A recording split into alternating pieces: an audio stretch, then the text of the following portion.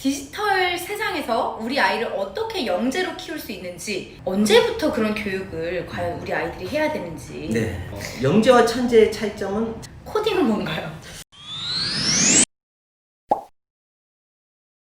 반갑습니다. 네, 반갑습니다. 엄마의 지혜 엄지TV 엄지맘입니다. 여러분, 오늘은 4차 산업혁명 시대에 앞으로 5차, 6차, 7차 계속 올 건데, 이렇게 디지털 세상에서 우리 아이를 어떻게 영재로 키울 수 있는지, 디지털 영재 교육의 전문가이십니다. 코딩 아이드의 최정관 대표님 모셨습니다. 반갑습니다. 반갑습니다. 네. 저희 엄지TV 보고 계신 우리 구독자분들에게 소개 한번 부탁드리겠습니다. 네. 안녕하세요. 최동관입니다. 네, 저는 유아, 초등, 중등, 고등까지 한 27년 정도 사교육 시장에서 종사하고 있고요. 지금 현재는 이제 코딩아이드 대표로 있습니다. 그리고 또 전국 학부모 강사로도 활동하고 있어서 혹시 이제 기회가 된다고 하면 또 강의자에서 뵐 수 있는 기회도 되겠습니다. 감사합니다. 사교육계 황제. 정말 우리가 그렇게 말하는 공부 잘하는 아이들이 모여있는 그 파라군, 또 서울의 강남의 중심을 다 잡고 계신 우리 대표님을 제가 모셨는데, 우선 제가 큰 질문들부터 좀 시작을 하면서 오늘 좀 말문을 열어가려고 합니다. 그러면 4차 산업혁명 시대는 우리 어떤 도대체 인재로 아이를 키워야 되는지, 네, 어떻게 키워야 되나요? 이제 어떻게 보면 이건 이제 4차 산업혁명이라는 것은 이제 우리나라에서 만든 용어는 아니고요. 이게 전체적인 전 세계에 똑같은 이제 용어잖아요. 그런데 이제 저희들이 볼 때는 1차, 2차, 3차, 4차, 앞으로는 5차, 6차, 7차 가겠죠. 근데 우리 아버님 세대가 2차였던 것 같아요. 아기 때부터 보면 2차, 3차, 4차를 한 동일 시대에 지금 경험하고 계신 거고요. 저 같은 경우는 3차, 4차 세대. 그러면 지금의 아이들 같은 경우는 이제 5차, 6차까지 가겠죠. 그러려면 이제 4차에 대한 부분들을 그나마 우리가 알고 있어야 되는데, 쉽게 말씀드리면 4차 시대는 4차 혁명이라고 하면 이제 디지털이 우리의 가정이든 어디든 유비쿼터스 어느 환경에 다 들어왔다 라고 보시는 게 이제 4차 산업혁명이라고 하면 될 것 같아요. 그래서 빅데이터, AI, 옛날에는 우리가 들으면 생소했었던 그런 용어들이 지금은 이제 공교육이나 모든 교육에서도 시킬 정도로 이제 강화되고 있어서 이제 그런 쪽의 디지털에 대한 부분의 혁신, 그런 교육, 이제 이런 게 4차 산업혁명의 본체가 아닌가 그런 생각을 합니다. 언제부터 그런 교육을 과연 우리 아이들이 해야 되는지. 이제 지금 시대를 뭐라 하면 스팀 교육이라고 그래요. 스팀.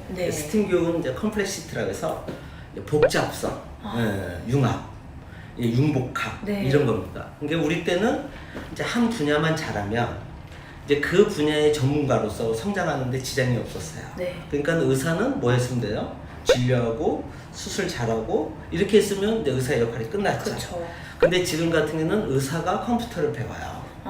지금 제가 과학기술부 세미나에 참석을 했었는데 거기서 IT 교육을 누가 하냐, 컴퓨터 교육을 의사가 나와서 합니다.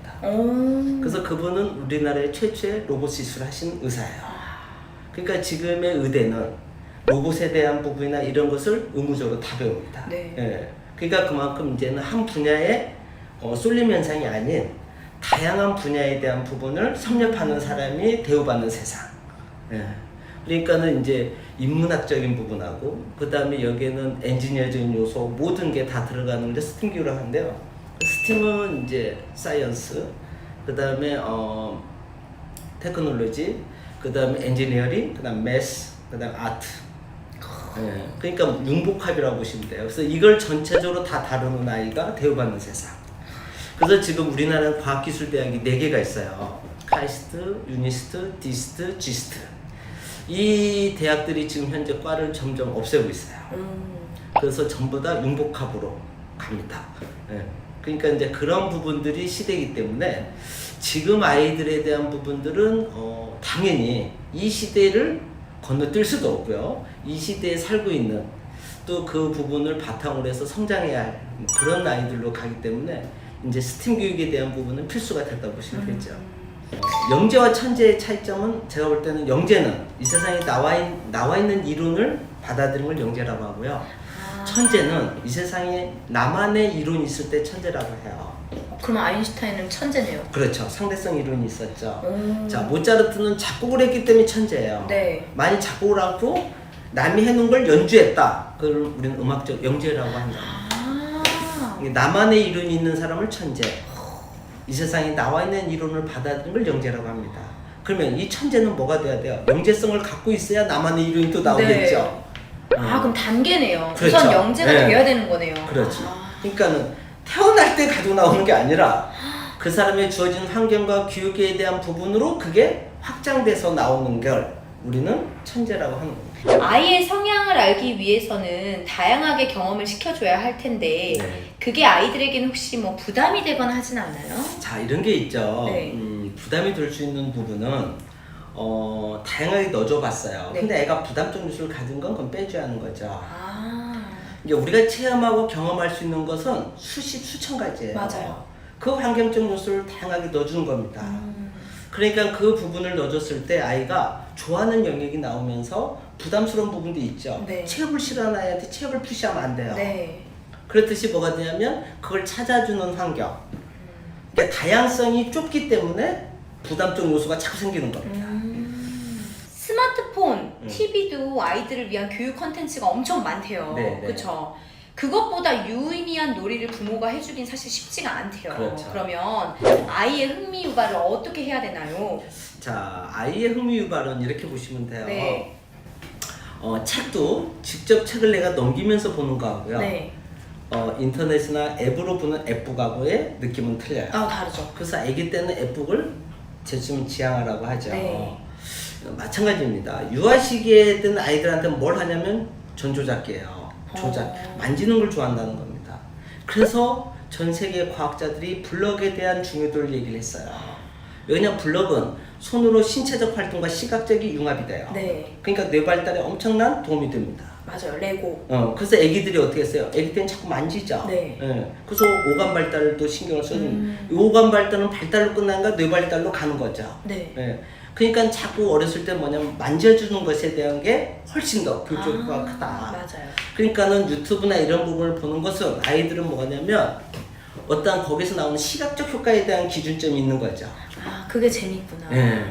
그러니까 그 시각적 효과도 그걸 오감 발달에 대한 걸 병행하거나, 그죠? 또는 그게 뒤에 들어왔을 때는 효과적 부분이 크지만 처음부터 그런 시각적 부분을 주게 되면 현실적으로 뭐냐면 오감적 요소에 대한 조작하는 부분들에 대한 삐아제의 교육이론도 조작기가 있죠. 네. 그러니까 만져야 되는 거예요.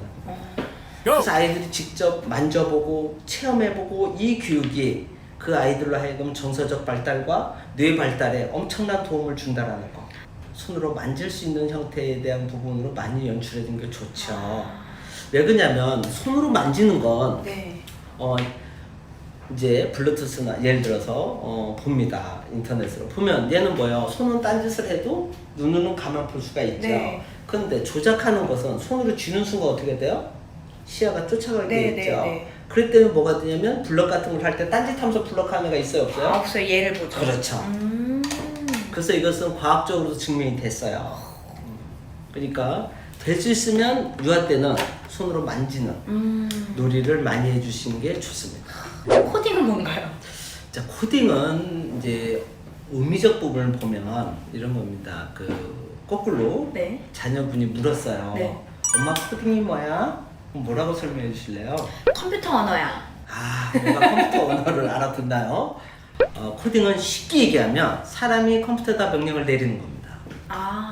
근데 컴퓨터는 사람 말을 못 알아듣기 때문에 네. 컴퓨터가 알아듣는 말로 바꿔주는 거. 이게 코딩이에요. 여기에는 또 핵심이 들어갑니다. 우리나라에서 지금 현재 코딩 교육이 작년에 시작되면서 부작용이 어마어마하게 생겼어요.